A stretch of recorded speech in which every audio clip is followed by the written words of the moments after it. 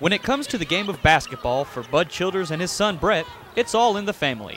Bud is in his 4th year as Winthrop's head coach, and after working with Dad as an assistant for the past 2 years, Brett is in his 1st year as head coach of the girls team at South Pointe High School. Bud has been coaching for 25 years.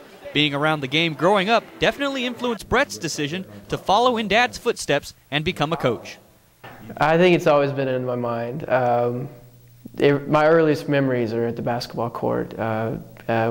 We were in Cumberland, Tennessee, and I don't remember much, but I do remember a little bit. And the memories I do have are at the gym and his practices at the games. They attend each other's games and talk hoops all the time. As much as Bud likes to share his coaching wisdom earned throughout the years, he doesn't go overboard with his son. You know, I don't tell him, what to do or how to do it. We talk about ideas and generalities and strategies to maximize what he's got to work with. Because a lot of things, he's doing the same thing we're trying to do here. He's trying to build a program. And so there are a lot of similarities, even though it's on the high school level. So, but we don't get into a thing, you should have done this and you should have done that. That's not the extent of it. There are many differences between coaching high school and college.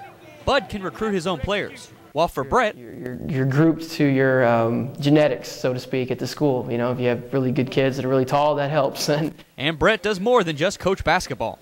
And then obviously in high school, your bigger job is your teacher's position, and that dominates, from 7 to 4, basically. That's your real job, and then we do everything else in addition to your teaching. But I think the beauty of the high school situation is you get to mold young minds a lot earlier than what we do in college, and we try to take them one step further and apply a lot of different players that were really good high school players and make them a good solid college team, which is not always easy to do. The Winthrop Lady Eagles are having one of the best seasons in program history with an 11-6 record. It took Bud 4 years to get to this point, while Brett is already making noise. When we sat down for this interview, South Pointe was ranked 4th in the state with a record of 17 wins and just 1 loss. The instant success doesn't surprise Bud. If you got a plan and you can sell it and you inspire them and you got some talent, hey, why not be 17-1? That's not a bad thing, and it doesn't surprise me. I told him before the year started, you ought to win 16-18. I didn't know he was going to do it before February.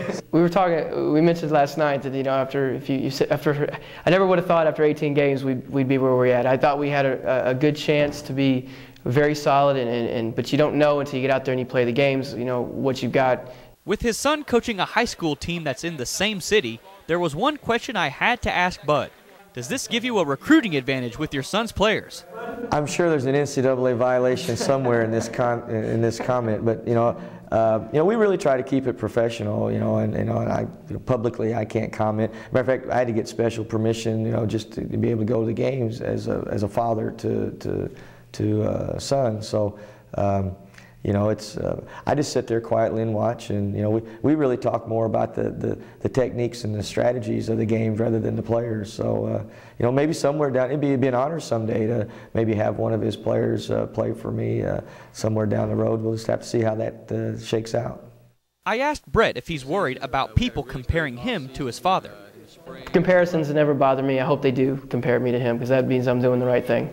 I just hope that I can catch up to the win total eventually before my career is over. That's the only thing, a personal goal that I have. But besides establishing a great program, so that's just a selfish one that I keep.